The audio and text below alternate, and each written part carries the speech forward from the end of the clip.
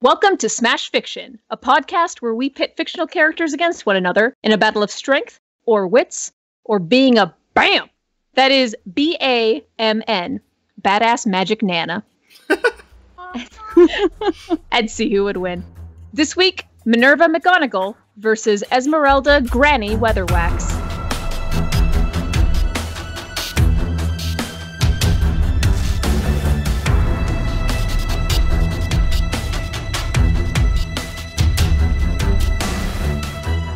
It happened all of a sudden, but thankfully not without prophecy. The child had finally come of age, awakening into a power too immense for a young man to control.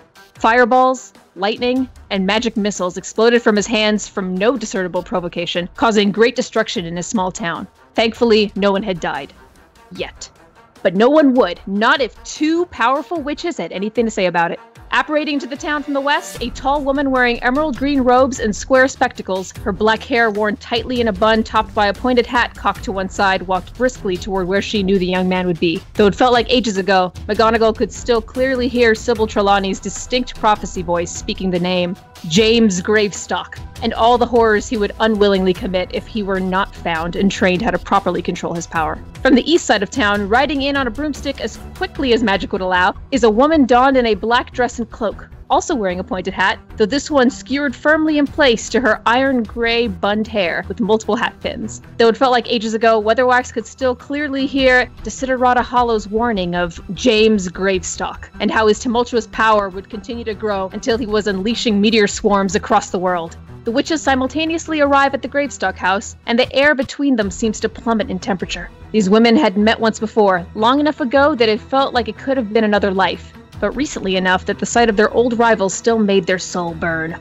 Before there was even time for insults disguised as greetings, James himself opens the door and looks upon his visitors with confusion. No one save for his family dared to come near him since he had become so magically volatile. Weatherwax and McGonagall begin taking turns explaining why they have come, each interjecting with their cutting wit until the full weight of the matter is revealed. They've come to save the young man, and the world, from himself through proper magical education. It was imperative that he join one of them. But James is now even more confused, and rightly so. Which witch should he tutor under? It takes a lot to be a good teacher, and though this match will mostly be decided with a magical duel, McGonagall and Weatherwax must keep up good appearances. So who will teach the boy and save the world? I don't know. I wasn't paying attention to my history of magical fiction class, and that is why I, Kit Mulcairn, will be your muggle judge for this match. Advocating for Granny Weatherwax are Megan Bob. Witches get stitches. Other witches, obviously.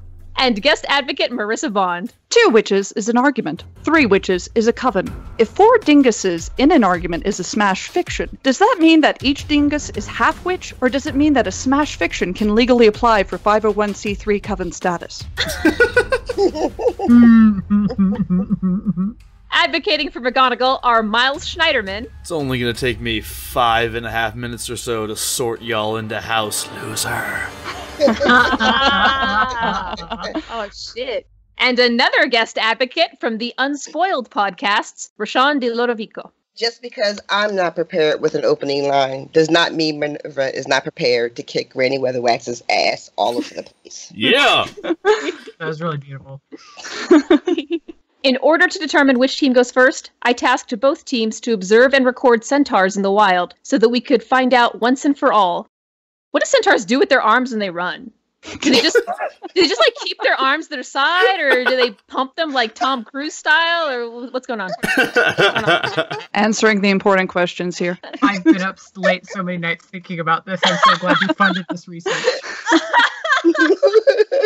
It was so hard to get the grant for this. You don't even...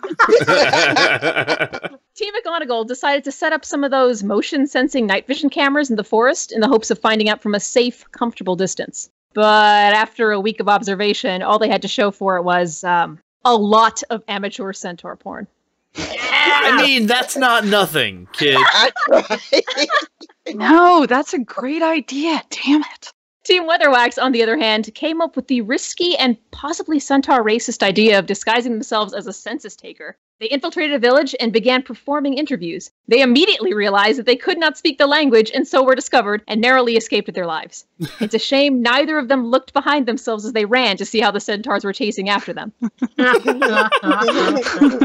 I I guess that'll just have to remain one of life's greatest mysteries. Since neither side accomplished their goal, I'm just going to let Team Weatherwax go first, since every time I look at Team McGonagall, all I see is centaurs boning down. So thanks for that. Yeah, no, thank you. Genuinely, thank you. Team Weatherwax, I'm eager to hear this argument. I've heard nothing is quite so unnerving as a happy little chuckle from a Granny Weatherwax about to do what's best. It was a perfectly ordinary summer day on Trivet Drive. Bicycle tires hummed up and down the pavement. Sprinklers arced out of ticking jets of water. Yes, it was absolutely ordinary. Except, of course, for the witches. The witches in the boys' living room had been at it for a while, moving from chilly recognition to even frostier greetings and finally to a downright glacial discussion of intent. When the dueling started between Granny Weatherwax and Minerva McGonagall, each would conjure a threat, extremely localized ice storm, for example, or a stampeding sideboard. Eventually, though, the attacks became directed on the other's person. McGonagall began to croak and take small hops around the living room. Of course, I could turn her into a toad for real, says Granny, but it's a lot easier to make her think she is one. Same effect, and you don't have to accommodate for laws of conservation of Matt's Watsits. Petrificus totalis, McGonagall gasps, jerking her wand forward between rivets. All the muscles in Granny Weatherwax's body lock, and she falls backward on the couch. She's just immobilized, says McGonagall. Her spectacles are skewed alarmingly on her face, and she's breathing hard. McGonagall looks closer. I don't know where she got that sign she's clutching, though. Granny Weatherwax's fingers hold a stiff card which reads, I ain't dead. I'll put a kettle on, shall I? Says McGonagall. As the water boils, McGonagall drones on about the classes at Hogwarts, the books and uniforms needed, the exams, the myriad rules. James finds himself losing focus in the lulling sound, so much so he didn't notice the hum underneath the rhythmic rattle of the kettle, until, suddenly, through the open window, the bees arrived. Did I say bees? Oh, God. I meant bees! I mean, not the bees! And they do not behave like normal bees, or Apis mellifera, hashtag judge pandering. But dude, you wrote a story for your opening. That's judge pandering in and of itself. Well, you know, I could start with judge pandering, but I stuck it in the middle. Fair enough. But swarmed only McGonagall, swooping, diving, pausing long enough to hover in a strange formation, something which looked like it spelled out, I can't be having with this. After several stressful bee-filled moments, McGonagall transfigures a fan and blows them out of the room. Now, where were we? She begins right before a stoat runs up from the kitchen in upper robes. McGonagall shrinks into her gray, tabby animagus shape and chases off the stoat before turning back into a human to face a badger who'd bumped open the door, but a cat again for the mouse who comes in after the badger. Back and forth between shapes as a series of woodland creatures parade into the house until, finally, a hawk swoops in, knocking McGonagall's cat form off of a bookshelf. McGonagall, dazed, wanders off in the catly way, tail held high. The hawk lands on Granny Weatherwax's lap briefly, then takes off again. Granny blinks a few times, sits up, pats the iron gray of her entirely unmussed hair, and adjusts herself primly on the couch. All right, says Granny, heard despite the scream of the kettle. Pour us some tea, then. Listen, it's no question that Granny Weatherwax and Minerva McGonagall have a lot in common. They look alike, they dress similarly, they insult alike, and they could even fight alike. Because, yes, Granny can duel the wizard way, mad Madam Miming through transfiguration with the best of them. But she's more creative than that. She hasn't only fought wizards and witches. Granny Weatherwax has also defeated fairies, vampires, narrative causality, politics, and even the performing arts. Granny is a master of headology and knows how to use her opponent's strengths against them. When fighting a family of centuries-old vampires, she lets them bite her. Was she vampired? Fuck no. The vampires were weather-waxed. They began to crave tea and were incapable of harming children. When Mrs. Gogol, a practitioner of not unproblematic representations of voodoo, attacks her using a, again pretty problematic, voodoo doll, Granny plunges her own arm into a fire, burning the doll up while she remains unscathed. She outsmarts her own sister, a wand-bearing fairy godmother who kept a city-state in terror through her power. Lily has Voldemort-like characteristics. She uses mirrors to amplify her magic, which have a Horcrux-like effect of spreading, thinning, and capturing her soul. While McGonagall only fights Voldemort briefly with several other aurors, Granny takes on Lilith Weatherwax herself, using her magic against her by trapping Lilith in her own damn mirror. While Granny is definitely 23 different kinds of mindfuck crammed into a 4 mindfuck capacity container, this isn't to say she is incapable of powerful magic. She can delay experiencing injury, and she can move the pain into inanimate objects. She's moved an entire kingdom 15 years forward in time and turned a violent tomcat into a really uncomfortably sexy human man. Yeah! Oh, It made me feel feelings. Yeah. I know. I was very confused. Her most lauded skill is undoubtedly her borrowing, where she can ride in the mind of animals, even the hive mind of bees, which no other witch has been able to do, the minds of other people, and even the slow mind of entire countries. While McGonagall only has a set series of attacks and defenses that she is prepared to battle with, there will be no match for an opponent who can absorb and delay injury, as well as identify and adapt to her strengths and use them against her. McGonagall, for all her kick-ass approaches, is a rule follower. She trusts and is obedient to Dumbledore. Dumbledore is a child's idea of a patriarchal god, a benevolent daddy figure who lives at a distance, waiting to provide indulgences and meet punishment on those who oppose his favored children. All of the wizarding world operates under this unexamined patriarchy. It's even called the Wizarding World, ignoring witches and the countless other sentient magical creatures who no doubt would like their time in the protagonist chair. Why couldn't Book 3 have been titled Buckbeak and the Litigious Baby Meat Sacks? As Audre Lorde said, the Master's tools will never dismantle the Master's house. And kick-ass woman or no, McGonagall is one gigantic tool. Meanwhile, Granny Weatherwax is the varicose-veined fist of the matriarchy. If it was delivered with "Ain't Dead" tattooed across the knuckles with an anarchy symbol for the A. Sure, Granny Weatherwax believes in rules too, but only as they're applied to other people. She wears more black than Johnny Cash going through an embarrassing goth phase, and strides into situations, secure in the knowledge that whatever happens can't be as scary as she is. After all, she's what happens to other people. McGonagall may be the feline animagus, but Granny Weatherwax is the pussy that grabs back. Damn. Which is going to be more appealing to a post-millennial kid? The prim-mouthed matron crisping out sharp syllables detailing book lists and school rules, or the badass in death metal black and a suspicion for book learning? Granny knows how to tap into the natural anarchy of children, who are too selfish and individualistic to believe in any system outside of themselves. Children believe they are capable as adults, if they could have the opportunity and respect. That is what Granny Weatherwax offers. Respect. I mean, not necessarily from her, sure, but from everyone else. After her mix of headology and magic teabags McGonagall into submission, she won't have to do much to convince the boy to join her side. But after she offers him autonomy, no homework, and afternoons free, she couldn't keep little James from following her home. McGonagall may be known for her strict discipline at Hogwarts, but today she's the one getting schooled. I am not here to say that Minerva McGonagall isn't a badass. She is. However, she is not in the same class of badassery as Granny Weatherwax. It's okay, though. Few people are.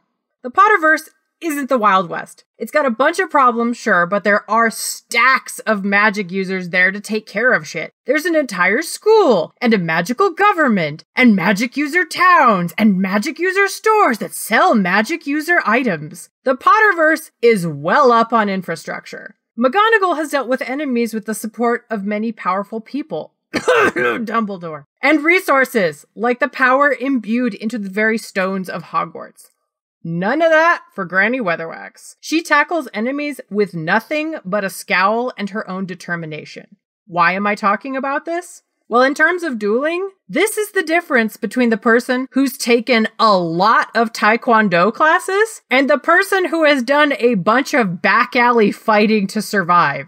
I can't think of a single time in any piece of media where the person with formal education in fighting did better than the person who only has practical experience. The world McGonagall lives in is simply not that challenging to magic your way through. It's easy mode compared to Weatherwax's critical mode.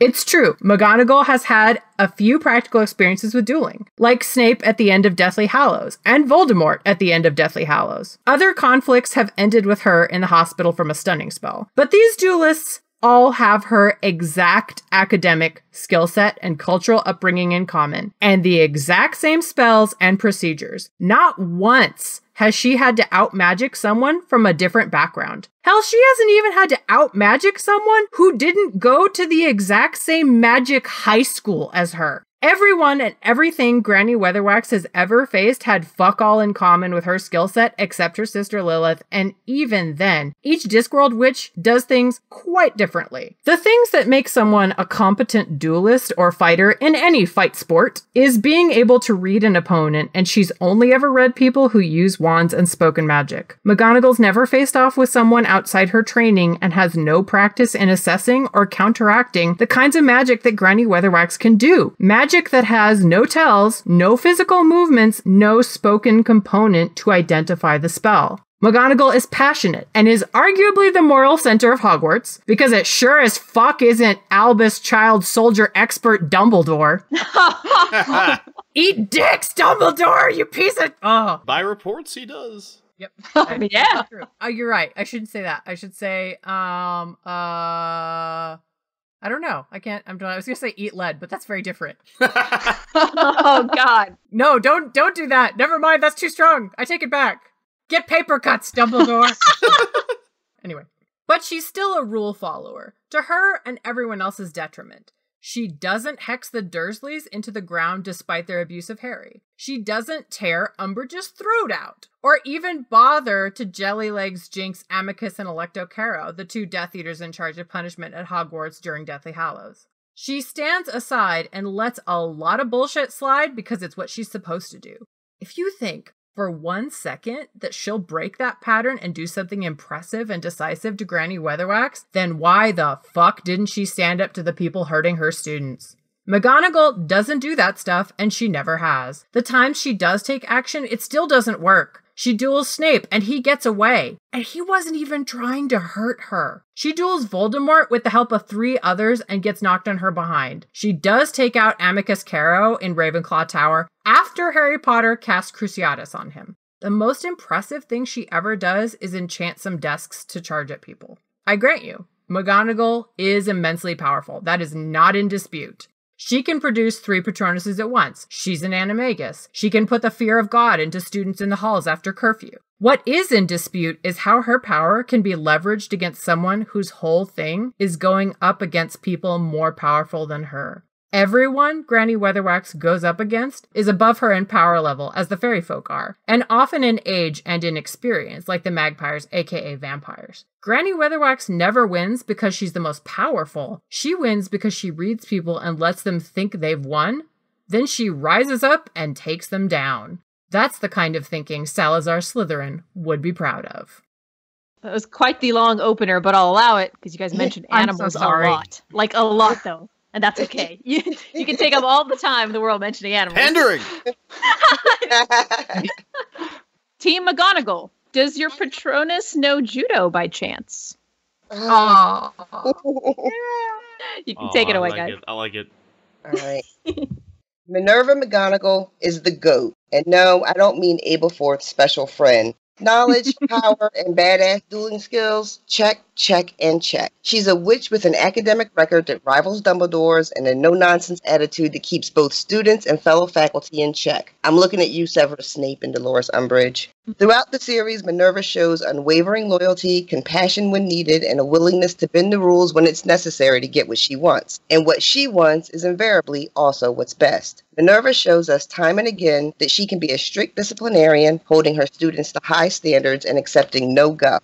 When Harry and Ron save Hermione from a troll on the loose, she rightly dresses them down for their impulsive behavior, which could have put the entire school at risk. When Harry receives a mysterious firebolt, Minerva doesn't hesitate to confiscate it just to be on the safe side. And when Neville Longbottom loses that list of passwords later found by Sirius Black, Minerva doesn't think twice about dropping a dime to his grandmother. But at her core, she wants what's best for her students, and she never fails to give props when due or cut a little slack when needed. Sure, she takes some points from Gryffindor after the troll incident, but she also throws them a few points for sheer dumb luck in surviving. She's the only teacher to ever tell Neville Longbottom that his grandmother should be proud of him, saying, "It's high time your grandmother learned to be proud of the grandson she's got rather than the one she thinks she ought to have." And let us never forget just who it was that allowed Harry Potter to play Quidditch in his first year. When it comes to ferociousness in defending her friends and students, there's no one better at it than Minerva McGonagall. She's willing to duel the Minister of Magic when he tries to arrest Dumbledore. She takes 4 stunning spells to the chest from Dolores Umbridge in defense of Hagrid and recovers. And yeah, the fucking Battle of Hogwarts is a thing that happened. And who's better to mold a young mind bursting with magic than Minerva, whose courage was matched only by her intelligence, so much so that it took the Sorting Hat 5 full minutes to decide between placing her in Gryffindor or Ravenclaw. Minerva was head girl, prefect, and the top student in her class, earning outstanding marks on her owls and her newts. She showed such prowess in Transfiguration, one of the most challenging of all the magical arts. The Transfiguration today awarded her the Most Promising Newcomer award in her final year. It's been said that there isn't a spell Minerva doesn't know. All around, you're not going to do better than Minerva McGonagall to teach you the ways of the magical world. She's a badass witch who's smarter than everybody else, she's tougher than everybody else, and whose sharp tongue and legendary side eye can bring people to tears. Your fave could never. Look, I'm not saying Granny Weatherwax is any sort of slouch when it comes to magic. Although, I mean, she does consistently refuse to use magic and prefers tricking people into thinking they had a spell cast on them to actually casting the spell, to the extent that she even has her own term for the practice. So actually, I guess I am saying that Granny Weatherwax is any sort of slouch when it comes to magic. Because I don't care which class at Hogwarts you're taking, you gotta practice, dude. They say the highest form of learning comes from teaching others. And while Weatherwax is busy taking vacations, going to the opera, and letting rumors spread that she can't actually do magic, McGonagall is learning by doing, perfecting her craft to the extent that she won't have any problems taking Granny back to school. Strictly on a spell-for-spell basis, McGonagall outmatches Weatherwax on pretty much every front. Weatherwax once healed a wound by moving it forward in time. That's great! You know what McGonagall can do? Just fucking heal the wound! Weatherwax has demonstrated magical telekinesis, which is fantastic until you realize that McGonagall has about 50 spells that can do that. Granny makes liberal use of the borrowing power to see through the eyes and manipulate the minds and bodies of animals, which is admittedly pretty cool. Oh wait, no it isn't. McGonagall can just straight up turn into a cat without leaving behind a comatose empty body with a sign on it that says, "I ain't dead." Or, in one case, "I'm probably dead." Let's not forget that this is also about winning a young man's heart and mind to our particular brand of magical instruction. McGonagall specializes in transfiguration, an area of magic that includes, quote, turning shit into other kinds of shit, and quote, making shit get up and jump on people and do other crazy shit. I'm pretty sure that's directly from the books. I was gonna say.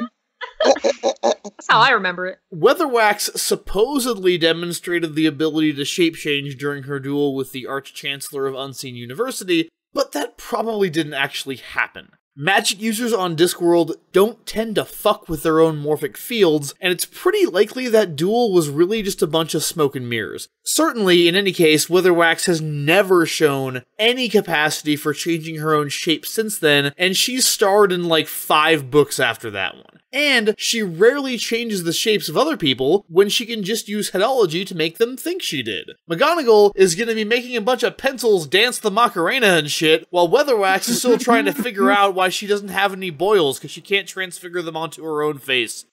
You know what else I hear kids like these days? Fire and explosions.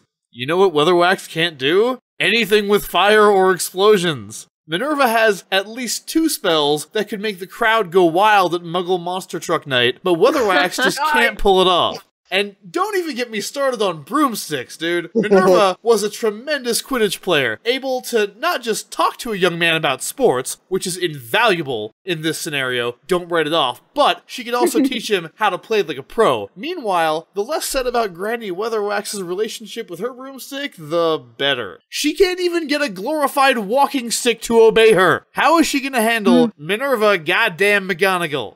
The simple fact of the matter is that Granny Weatherwax is as poorly equipped for a magical duel with McGonagall as she is to teach anyone about the vague collection of badly memorized arcana she has access to. She ain't got no shield charms, ain't got no Expelliarmus, she ain't got anything resembling the rigid magical structure in which McGonagall thrives and which allows her to succeed. Of course, none of that matters anyway, because before this fight even begins, McGonagall will have sliced Granny to ribbons with her most powerful ability of all, the cutting insult. Whew. Alright, literal sparks are flying, but I'm thinking this duel is just getting started. Let's move on now to the rebooties. Team Weatherwax, it's time to get even. One of the things that I wanted to talk about was that children might prefer the flashier magic, because I feel like children under the age of 3 maybe would like a witch who can give them the Main Street electrical parade every night, but a child of, 11, when McGonagall would come for them, are old enough to want more than sparklers to be taken seriously. McGonagall would treat the kid like a child. Granny Weatherwax, while difficult to please, she would have basically higher expectations, and children who want to succeed are always drawn towards that sort of power and respect. Moreover, she can do very powerful magic, often more powerful than wizard magic, because they work with the natural presence of magic in their universe, so it requires less energy to get the same results. For instance, rather than start a fire with magic, which is just glare at the logs until they catch fire out of embarrassment. Just because they understand people, rather than curse someone, they can just tell the cursey that they're cursed and trust that the person will blame themselves for whatever bad luck they next experience on having been cursed by a witch. This doesn't mean that she can't do powerful magic, because she's proven over and over again that she has. She moved an entire country forward in time. I think that flashy, explosive firework magic is important. I don't think it's the only important thing, but I think, we are dealing with a young person who wants to learn who would be best at teaching him, and the ability to set shit on fire is going to go a long way in that regard. But the other piece of it is that McGonagall can offer that as kind of like, she's kind of like a pusher, the explosions are free. And then when you get in, you learn about all the other cool shit, right? Now, Weatherwax, she can do things like move countries forward in time and set logs on fire by looking at them, but I honestly think that a lot of that is her. A lot of that is her personality, and I'm not sure how much is teachable, because when she looks at the log and it sets itself on fire out of embarrassment, I don't think I could do that. I don't think that's the nature of witches, because it's all about having the single teacher who's able to pass this information on. You think about, any of the individual teachers, Mr. Miyagi, someone who has something powerful to pass on. Part of it is choosing the student and knowing that what they can learn is not just what they can teach, but what can be received from the student. I mean, small class size is important, y'all. This kid in this scenario has been prophesized of having great power that is potentially ending the world, right? I don't know if a teacher who is just going to let him do whatever the fuck he wants to do and trust that his moral code is going to make him reach higher is in his best interest. I wanted to respond to something that Miles said a minute ago, which was that Granny Weatherwax doesn't do the flashy shit. She totally explodes a cart that pisses her off, so there's that. She could do an explosion. She'll make a thing go boom. I think she lets her students down a lot. I mean, first of all, she's fairly irresponsible in terms of tolerating the kinds of people who should definitely not be around students. And then more than that, she shows favoritism to Harry consistently, and to Ron to a lesser extent. But first years aren't supposed to be able to play Quidditch, but she's like, oh, Harry Potter, I feel so bad for all that time you were abused by the Dursleys. Here, play Quidditch. That'll make you feel better. Okay, so no, first of all, that's not why she lets Harry play Quidditch in his first year. It's because she wants Gryffindor to win. Yeah, she wants Gryffindor to win because she fucking loves Quidditch so much. It's not favorite. Yeah, really it's not favoritism. One of the things that I think, responding to what you're saying about a very powerful student, is very important, is that Granny Weatherwax is perfect for that, because she is one who sort of lives in this in-between state. She is inclined by nature to be the bad witch, but her sense of right is so inflexible, her moral code is so strong that she can't help but let herself be not necessarily good, but certainly right. Whereas McGonagall is very much about doing what is nice and what is good. Granny Weatherwax is all about doing what is right, and her sense of inflexible moral code is something that's going to help train someone who's been prophesized about and is already sort of riding that line. And hopefully we'll get someone less whiny than any of the Skywalkers. I mean, yeah, well, one can only hope. Yeah. I don't know, man. I think I'm going with a person with a track record, though. Good students don't necessarily make good teachers. And this rigid structure is not going to necessarily be the most useful way of learning. Ooh, you're making this tough, guys. All right, so Team McGonagall. I've heard you don't let people tell you what you can and can't do. I want to quickly go back to what we were talking about before, actually, which is this idea that the Harry Potter system is rigid and overly structured, which doesn't allow for learning. Weatherwax's method is kind of more open and experience-oriented. And you guys harped a lot on kind of McGonagall being a rule follower and not being kind of open in that regard mentally. First of all, she goes beyond the rules lots of times. Rashawn mentioned this in her open, but my personal favorite example is when she runs into Harry with the Carrows in Ravenclaw Tower in Deathly Hallows, and when she needs to, McGonagall just straight up Imperious curses one of the Carrows, which is like, again, not allowed. She just does it. She does it because it needs to be done. And there are numerous other examples throughout the books of McGonagall being willing to bend and or break the rules when something needs to be done. She's not a rule follower, and moreover, the Harry Potter system of magic is not quite as rigid as you would lead the judge to believe. While it does have a system which helps it be organized and helps people, you know, kind of find the spell they're looking for quickly and learn in an effective, systemic manner, you have to be able to take things as they come, and if the system of magic did not allow you to do that, then it wouldn't be terribly effective. But the examples that we see of McGonagall's students being very able to perform transfiguration belie this idea that the system used in the Potterverse is a poor fit for education. So the thing that you said about her using the Imperious Curse, I find that almost worse that she breaks the rules then than that she didn't break them sooner. Because whenever we meet Neville in Deathly Hallows, he has scars. Like, actual scars on his body from the times that the Carrows were punishing students and that he stood up to them. And fucking nothing got done about the Carrows until Harry fucking Potter shows up? That's pretty shitty. Oh, I mean, Harry Potter is... It's his book. Yeah, I know, he's the prophesied chosen one. But we're talking about McGonagall, and why was this being allowed to happen if she really cares about her students? Or if she's prepared to break the rules, as you say? Because McGonagall was in a situation where she could only do so much without being fucking outright murdered, because Voldemort and his forces had control of Hogwarts. She did what she could. I think the fact that she hung around at all, whereas a lot of less capable and less brave wizards and witches fled the premises, the fact that she hung around at all to do what she could and to be in position when the time came shows that she is willing to think outside the box. But she's only willing to sort of break that when her big daddy figure, who is now Harry Potter, since he's received it from Dumbledore, has come back. As Megan Bob says, why couldn't she have done this on more important episodes with other students, except that now Harry Potter is back, and she always sort of cows back to this power of who is going to be in charge over her, which is Harry Potter or with Dumbledore.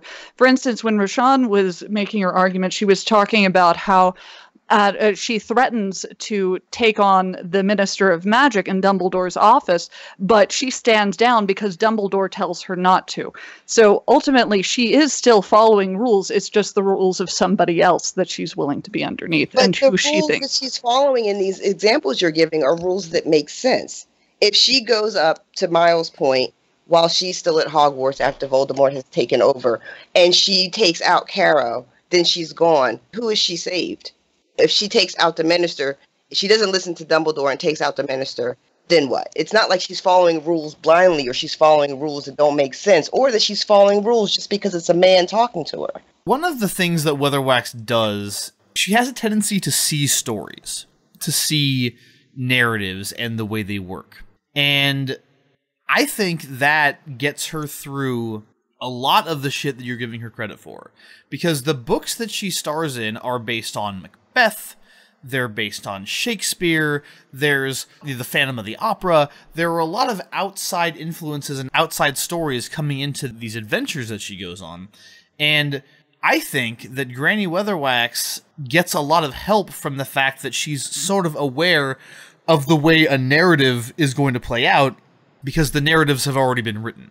Whereas in this case, because the narrative has not yet been written, because we are not pulling in an outside influence to tell us who's going to win this match, I don't think she's going to have that foresight that she needs to get through most of her misadventures in Discworld. That's actually a really interesting point, and I like it a lot, but I'm also curious, if this is something that she has, then how would she not have it in this scenario? Well, it's not that she doesn't have the ability to see narratives, but she doesn't have the ability to see the future. And because we're not pulling the result of this match from some other previously written piece of material, she is not aware of it. Hey, ladies. What was anyone paying attention to Gravestock? I think he accidentally cast Call Lightning Round. Oh no! Oh no! He's more magically gifted than I had known.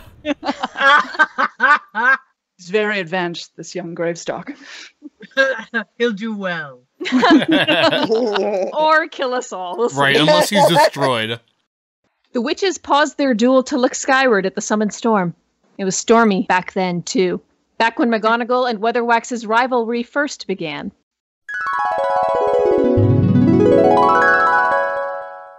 It was summer, and though the thunderstorms were plentiful, they didn't pose any real danger to adept magic users.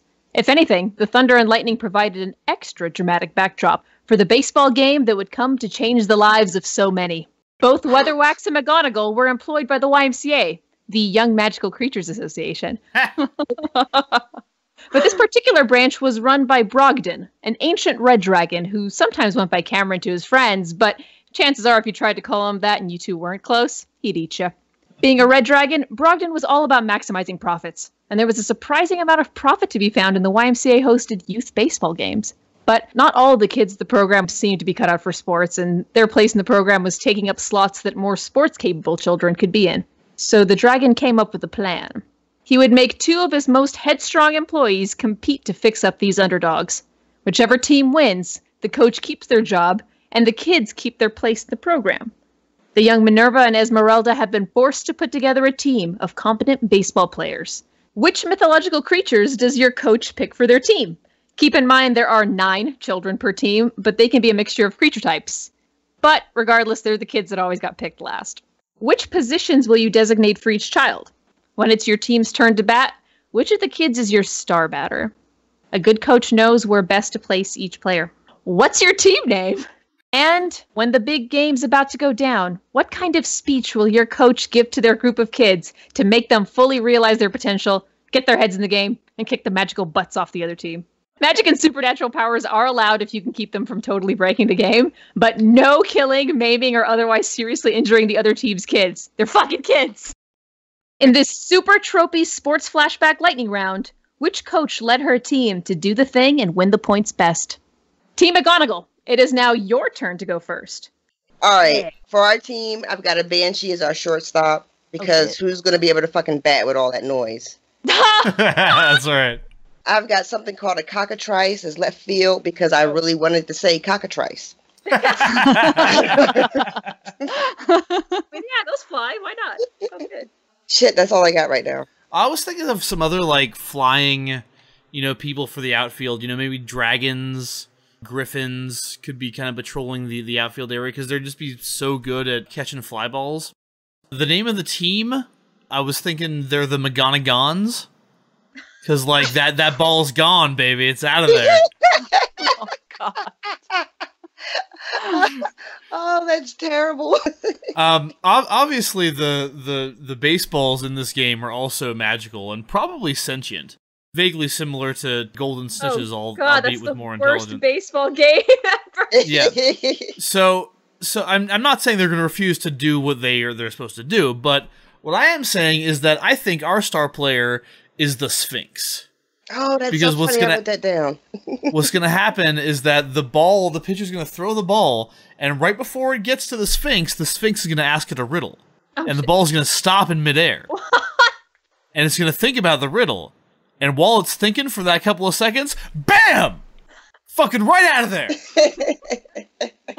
Homers every time from the Sphinx.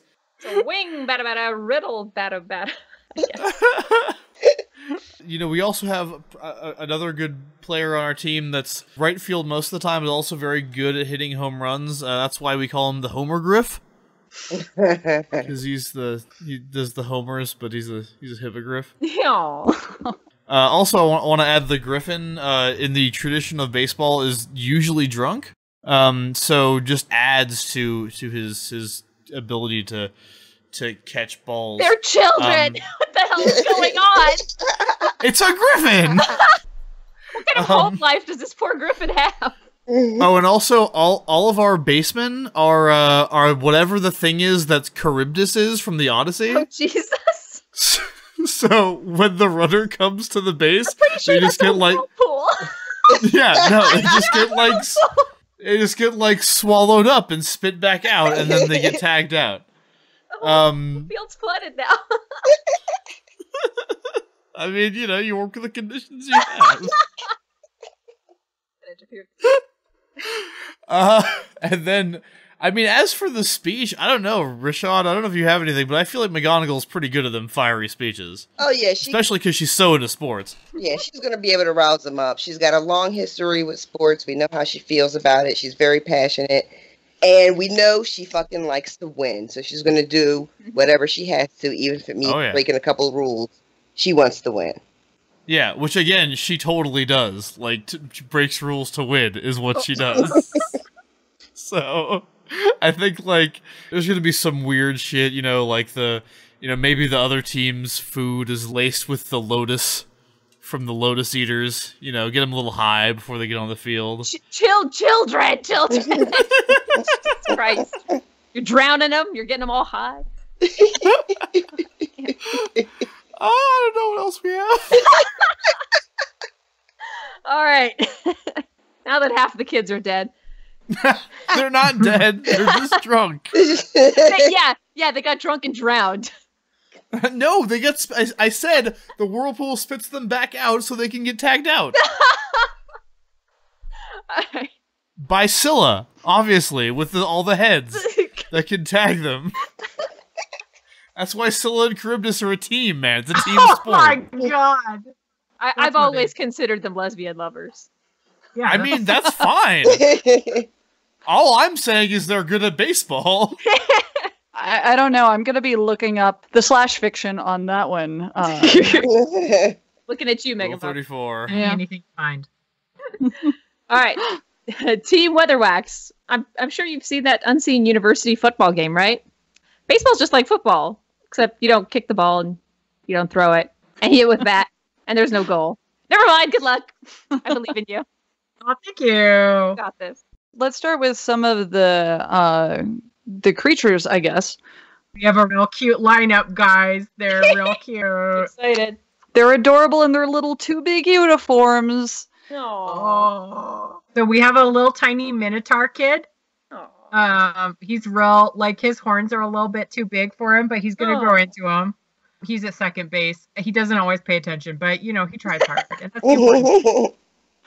We have a siren in the outfield. She's really tiny, but what a voice she has on her. And she's not really good at paying attention necessarily to the balls, but they're kids, so usually none of them make it out there. Anyway, what she's good at is distracting people running around the bases and making them want to come hang out with her rather than finish making it to either first place or second. We have a Gorgon catcher. So if you try and come in, to home base, you're going to get to turn to stone. So just don't do it. Hey, what happened to all your concern about them being kids? Yeah, no, Yeah, right. No full on breaking the game. No. I want to assure you that it's not because this kid is trying to do this. It's just they're little and they can't really control it very well. But the adults come in and fix it, and the kid, like whatever kid gets turned to stone, gets turned back to normal kid. It's just a thing that, look, they're trying the best they can. They're very small. Don't we have, Aslan from a couple of weeks ago? Isn't he looking for a new job now? I listened to that. That was so good. That was a wacky one. There's a little Kelpie kid out there, and there's a What is he going to be, your mascot? No. But so the Kelpie kid, obviously, the field has to be kind of watery for the little Kelpie kid. Also has nibbled a couple people in a friendly way, probably. And then the Knucker is a little tiny water dragon kid. And does he spend a lot of time laying in the wet grass? Yes. But does he sometimes also catch the ball? Also, yes. We've got a Kappa, because it doesn't need even to have a glove. It just sort of runs around and catches the ball in his little water bowl. Just don't splash too much or that turns bad. Okay, the star batter. This one is actually kind of a little bit of baseball nerddom in itself, because we're going to have the Sasquatch, but particularly the Ginger Squatch, who is Justin Turner from the Dodgers, because he's very gingery and very Squatch-like. And so what you don't... Not a mythical creature. But he is! Tiny. It's like a tiny Yeti kid, but just ginger. Yes, he's a ginger squatch, and I've always called him that. And just because no one else can see it doesn't mean that it's not real. So this is the point in the movie where the kids try to cheat and get an adult to play the game for them. Right. We're just gonna like, fuck it, Hagrid, come on the field. I mean, I guess he's kind of half. He's kind of half. Yeah. And he's like a big kid at heart, so... Yeah, exactly. So our team name... Yeah, I want to hear this. is probably... I'm kind of feeling Beehogs. Ah, I like it. It's its own mythical creature, which is a combination of a bee and a hedgehog. But it's just a hedgehog that somebody painted with stripes. I mean, pet-friendly Very paint. carefully. And then put Can we not just call it a bedhog? Oh my god, a bedhog! Nice. Yes, thank you for joining our team for a moment, Miles. I mean, I'm just saying. Yeah, it's a bedhog. Well, the hedgehog can never be buggered at all. That's the rules. And it also has very tiny little wings, which you think means the hedgehog can't fly, but the hedgehog doesn't know that. Oh my god, that's so stupid. I regret saying it. No, okay, and then last thing, speeches. Oh, I think she would do something that sounds inspiring, but ultimately is terribly ominous, where she would sort of go in there and basically say, well, if you don't win, that's fine. But in the tone of voice, that means if you don't win, you'll die. Because that's sort of her thing. It is. I also think she might just say, like, oh, well, I already know you're going to win. Like, why would you not? True. That confidence. Yeah.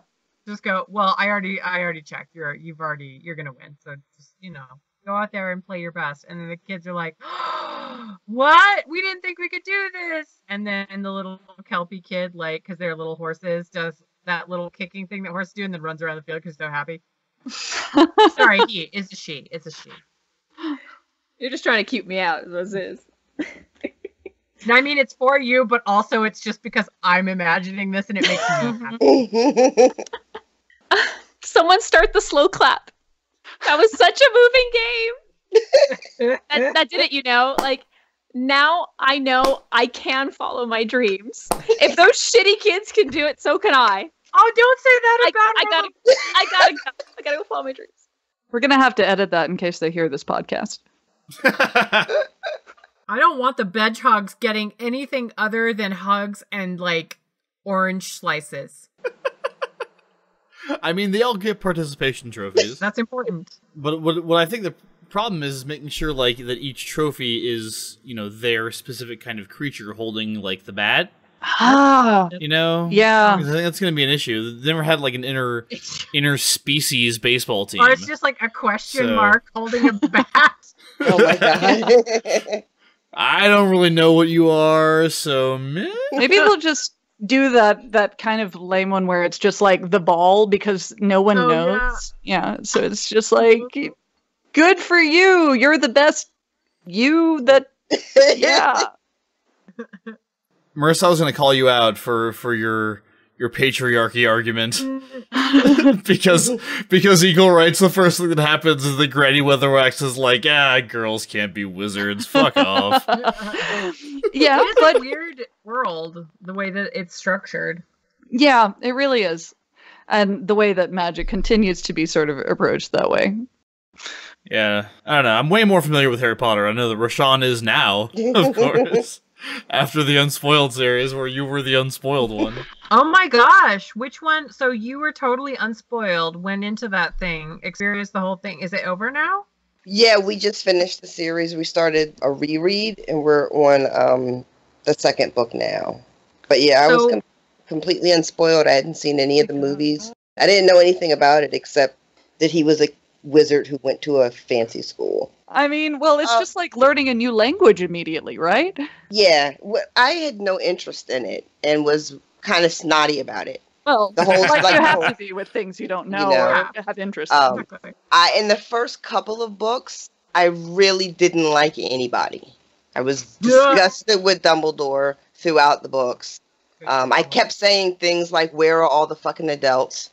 Like I felt like really frustrated. Oh god, it's so good. I got sucked in, and I love it. I love it so much. It's so much fun. Now I'm just, I'm all about it now. Which house are you in? I'm Ravenclaw. Okay. Me too.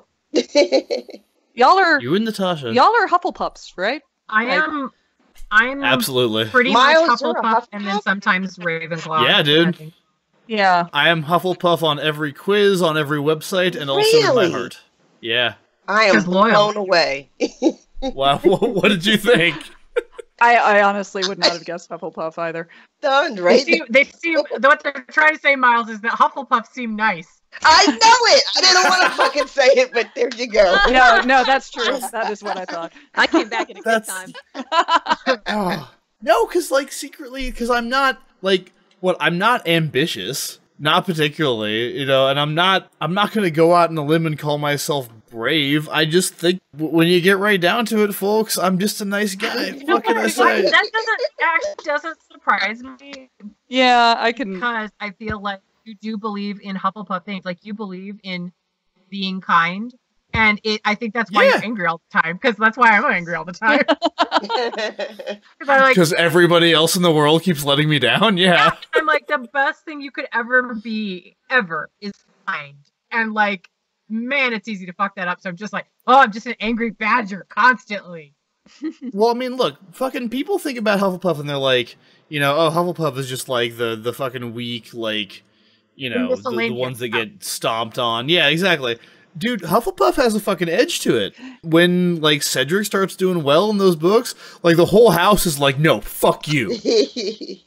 You want to shit on us? Fuck you. We're finally doing well for a change, and all of you think you're better than us because you're asshole. I'm the Hufflepuff that thinks they're a Ravenclaw. Aw. Oh. You're a Ravenclaw I about lots of things. yeah, I'm yeah, just th- imagining a badger that keeps trying to fly right now. Oh my god. Right? Yeah. I've got kind of a dog persona where I'm like, friends, but I'm also super nerdy about very specific things. So I think I'm that mix. But you're I'm- super loyal too, so there's some Gryffindor stuff in there. Also. No. I think loyalty is a Hufflepuff thing. I mean, yeah, I think I'm nowhere near courageous and I don't know. I think Gryffindor is the one I'm least. Hufflepuffs are the one that they talk about justice and loyalty. Yeah, they're the ones that stick to their friends no matter what. They're the SJW house. That's right. There you go. That explains a lot. In that case, I'm even more proud That to be is there. so accurate. All right, so what the fuck are y'all doing to me? This is like Aquaman Namor all over again. Oh, I know. I feel like they're just getting harder. Imperious Rex! Oh, this is it's gonna Yeah! fucking haunt me. Oh man. Yeah, I mean, you both prove that your badass nanas are quite powerful. Oh god. Oh god. Having a crisis. Don't forget our excellent fashion sense. Yeah, that's true. Y'all both are sharp. I mean, hey, y'all watch those movies. Mm-hmm. Yeah. Look at Minerva. Minerva knows what's up. She knows how to dress. That's so weird. Oh You know, man. I still haven't seen them. Oh, Oh. You what? still haven't seen the movies? Mm-mm. Oh, I mean, You know, Oh, yeah, that's right. Natasha was trying to get you to watch them, wasn't she? Yeah. as long as you go in knowing they're not as good as the books, go for it. Don't know. You know what? Don't even bother. I wouldn't even bother. Although I will say the woman who plays McGonagall is great. The dragons Mhm. are fucking dope. That's my favorite part. The We're dragons supposed- look so good. All right, I can't keep waffling. So I think ultimately the person that the child is gonna want to go with the most is Granny Weatherwax. Oh god, Oh. oh god, it's gonna haunt me. I'm gonna toss and turn tonight and think, no, I did her bad. You did do a Yeah, bad. you did. It's so hard because they really are both so amazing that I mean, know. I This was a really Guys, painful so- one to do. yeah, it was. I would have been happy either way because I love all the characters so much. Don't get me wrong, I'm really happy, but I'm also like, God damn, they're both amazing. And you guys fucking brought in it. Oh, Oh, it you was too, y'all. broadened. Yeah, Yes. just bratwurst everywhere. Congratulations, everyone. I think the important thing, as with small child baseball, is that really both of these women are fucking winners. God damn, they're so great. Yeah. Oh, Yeah. now hope for What I don't we even should do lo- is start a school together, or like a little small Oh tutorage. shit! How No, amazing I would have that to be? say, fuck. Okay, no. Sorry. Okay. I mean, Is the fuck a fan school. fiction- I want them to get together and like smash the wizarding patriarchy, Oh. man. Like, Yeah, it sounds amazing. Oh my Oh, god, yeah. can I get that on a t-shirt? Like now. Smash the wizard. I've got a Smash pin. the wizarding I'm gonna draw it patriarchy? on my shirt right now. I will see what I can do. Oh, Rashawn, thank you for coming Yeah. on. Oh I'm my sorry I failed Oh, you. thank you for having me, guys. It was Yes. fun. I think I'm going to check out the series because Granny Weatherwax sounds a little badass there. So Thank And you so much. Marissa, you scared the fuck out of me. Yeah, Marissa. thank you so much for letting me be a part of this. I have enjoyed it so much. And Rashawn, I really enjoyed listening to your arguments, and now your podcast too. That's so exciting. Speaking of which, Rashawn, you want to tell us all where you're at online? oh, I'm What not you're anywhere doing? for anybody to go looking for. Oh. Well, no, your Oh, your wow, podcast okay. though. It's unspoiled something. Just I'm typing that in now. yeah, Unspoiled Podcast. You can find us on iTunes and Stitcher and all those other good places. And you're doing what? You're doing the Harry Potter rereads, and you're We're doing Dresden doing Files now? Dresden Files, Harry Potter reread. I am joining with Miles for Game of Thrones this season. Oh yeah. And we're doing The Leftovers coming up to do the final season. And we are in the middle of doing Sherlock. Oh. So yeah, we got some things going on. Some things are happening. Yeah, the Unspoiled Game of Thrones show is now for patrons only. So if you want to throw Unspoiled a little bit of money, you can hear Rashawn try to enjoy something that she really loves, while I just All right. So first things first. Over to Twitter. Thank you to Cosplay Fiend, Anna Son of a Gun, Florian, Sharon Holden Schneiderman, Raphael Medina, Thomas Durfee, who happened to catch the Thrilling Adventure Hour reference in the Edie Cortana match. So good job. Thank you to all of you for retweeting or just talking about us. On Facebook, thank you to Robert Scott Ramsey and Jeff Ketchum.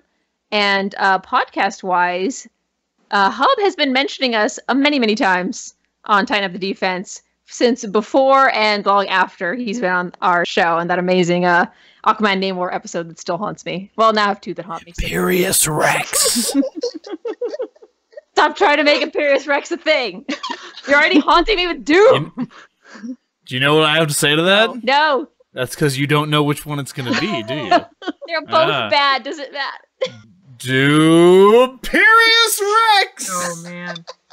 Oh, look forward to that They're hashtag. banging. We knew that. And once again, thank you to James Gravestock and Cam Brogdon for your your patronage. I hope you enjoy the positions you played in today's match.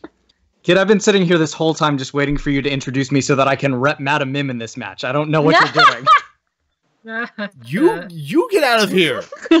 You get You out should be of working here. on a league. Shoot. Yeah, what are you doing? Well, Karen's always was- lurking. This is So this weird. is your one episode off ever. What are you Karen's doing? be lurking. That's so weird that I went a whole episode with like barely hearing Dan's voice at all. I know, it's bizarre, isn't I it? know. Don't you do we always really- hear it inside of your head, just like narrating kind of, things? yes. Yeah, honestly I did. When I was like prepping, I heard his arguments coming back at me. Thank you guys for listening to our magical episode this week. Next week, we'll be releasing the 19th episode of our actual play RPG podcast, Extraordinary League. And then the week after, our next match will be Rick Deckard versus Major Kusanagi.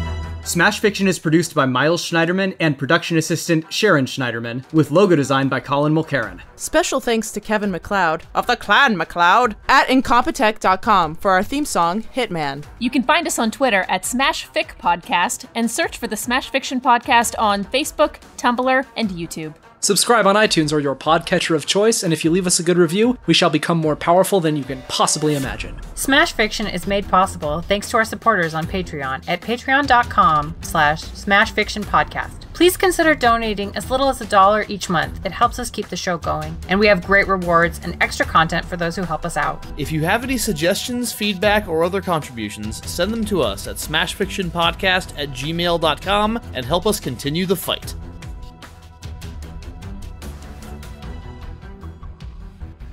All right, Miles, I'm going to need you to put in one of those like sound effects that designates that we're having a flashback. Can you do that? Can you What edit sound that in? effect is that? It's like I guess it'd be like a Yes, it's like a harp sound. I actually found it pretty easily. By The harp sound. All right, sure, I can do that. Maybe. Yeah, and you have to make like your finger waves at the same time, otherwise it won't work. I actually just did that. So. Oh my god.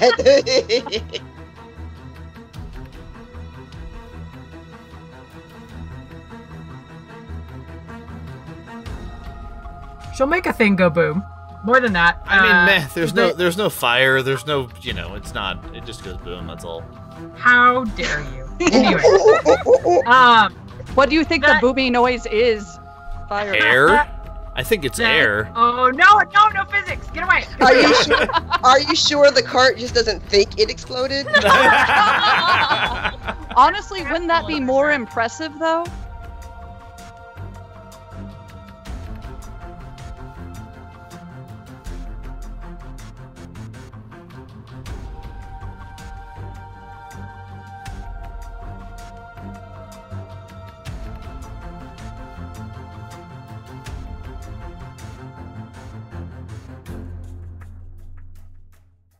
Rashawn had the best burn with the cart. Yeah, The cart blowing up.